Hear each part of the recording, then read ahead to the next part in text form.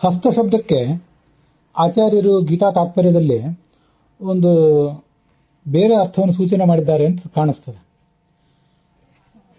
ಎಲ್ಲ ಕಡೆ ನಾವು ಹಿಂದೆ ಗಮನಿಸಿದ್ರೆ ವಾಗ್ ಅಗ್ನಿ ವಚನಾದಪಿ, ಅಗ್ನಿಯನ್ನ ವಾಕ್ ಅಂತ ಹೇಳ್ತೀವಿ. ಯಾಕಂದ್ರೆ ವಕ್ತಿ ಇತಿ ವಾಕ್, ಅಲ್ಲಿ ವಚ ಪರಿಭಾಷಣೆ ಧಾತು ಇದೆ. ಆ ಧಾತುವಿನ ಮೂಲಕ ಮಾತನಾಡಲಿಕ್ಕೆ ಸಹಾಯ ಮಾಡುವಂಥದ್ದೇ ಆ ವಾಕ್ ಅಂತ ಅಲ್ಲಿ ಸೂಚನೆ ಮಾಡಿದ್ದಾರೆ. ಹಾಗೆ ಹಸ್ತವು ವಾಯುಸುತವು ಜ್ಞೇಯವು ಮರುತವು ಹಾನಿ ಲಾಭಯೋ. ಈ ವಾಯುಪುತ್ರರಾದ ಮರುತ್ತುಗಳು ಅವರು ಹಾನಿ ಮತ್ತು ಲಾಭಗಳಿಗೆ ನಿಮಿತ್ತರರು ಅಂತ ಹೀಗೆ ಸೂಚನೆ ಮಾಡುವ ಮೂಲಕ ಆ ಹಾನಿ ಮತ್ತು ಲಾಭಗಳನ್ನು ಹಸ್ತ ಎಂಬ ಶಬ್ದದಿಂದ ಸೂಚನೆ ಮಾಡಿದ್ದಾರೆ ಅಂತ ನನಗೆ ಕಾಣಿಸ್ತದೆ. ಹಸ್ತ ಅಲ್ಲಿ 2 ಅಕ್ಷರಗಳಿವೆ. ಅಲ್ಲಿ ಹ ಎಂಬುದರಿಂದ ಹಾನಿ, ನಾವು ಕೈಗಳಿಂದಲೇ ಕಳೆದುಕೊಳ್ಳುವುದು ಅನ್ನೋದನ್ನು ಸೂಚನೆ ಮಾಡ್ತಾರೆ. ಮತ್ತೆ ಸ್ತ ಎಂಬಲ್ಲಿ ಸ್ತ್ರುಂಜ ಆಚ್ಛಾದನೆ, ಇವತ್ತು ನಮಗೆ ಕಾಣಿಸುವಂತ ಧಾತು ಸ್ತ್ರುಂಜ ಆಚ್ಛಾದನೆ ಅಥವಾ ಸ್ಥೈ ಶಬ್ದ ಸಂಘಾತಯೋ, ಹೀಗೆಲ್ಲ ಬೇರೆ ಬೇರೆ ಧಾತುಗಳು ಕಾಣಿಸ್ತವೆ. ಆಚ್ಛಾದನ ಅಂದ್ರೆ ಮುಚ್ಚಿಕೊಳ್ಳುವುದು.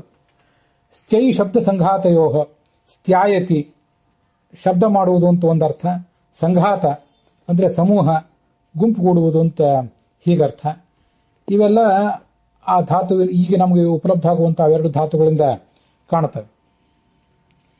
ಅದೇನೇ ಇರಲಿ, ಸ್ತ್ರಿಂಜ ಆಚ್ಛಾದನೆ ಅನ್ನೋದನ್ನಾದ್ರೂ ಇಟ್ಕೊಳ್ಳೋಣ ಅಥವಾ ಶಬ್ದ ಸಂಘಾತಯೋ ಅನ್ನೋದನ್ನಾದ್ರೂ ಇಟ್ಕೊಳ್ಳೋಣ.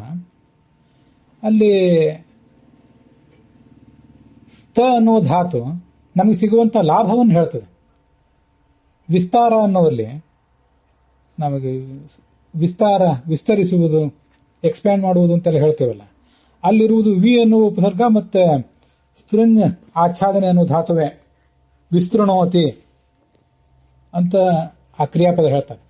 ವಿ ಉಪಸರ್ಗ ಇಲ್ಲದೆ ಹೋದ್ರೆ ಬರೇ ಸ್ತೃಣೋತಿ, ವಿ ಉಪಸರ್ಗ ಸೇರಿಸಿದ್ರೆ ವಿಸ್ತೃಣೋತಿ ಅಂದ್ರೆ ವಿಸ್ತಾರ ಮಾಡುತ್ತಾನೆ ಅಂತ ಅರ್ಥ.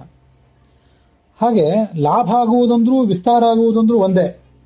ನಮ್ಮ ಸಂಪತ್ತು, ನಮ್ಮ ಜ್ಞಾನ ಇತ್ಯಾದಿ ಎಲ್ಲವೂ ಕೂಡ ಲಾಭ ಆಗುವುದು. ಕೈಗಳಿಂದ ಏನು ಜ್ಞಾನ ಬರೋದಿಲ್ಲ, ಆದರೆ ನಾವು ಕಾರ್ಯಶೀಲರಾಗಿ ಜ್ಞಾನ ಸಂಪತ್ತನ್ನು ಪಡ್ಕೊಳ್ಳುವುದು ಕೈಗಳಿಂದಲೇ. ಆದ್ರಿಂದ ಹಸ್ತ ಎಂಬಲ್ಲಿ ಆ ಸ್ತ ಎಂಬುದರಿಂದ ಕೈಗಳಿಂದ ಆಗಬೇಕಾದಂತಹ ಲಾಭವನ್ನ ಆಚಾರ್ಯರು ಸೂಚನೆ ಮಾಡಿದ್ದಾರೆ ಅಂತ ಕಾಣಿಸ್ತದೆ.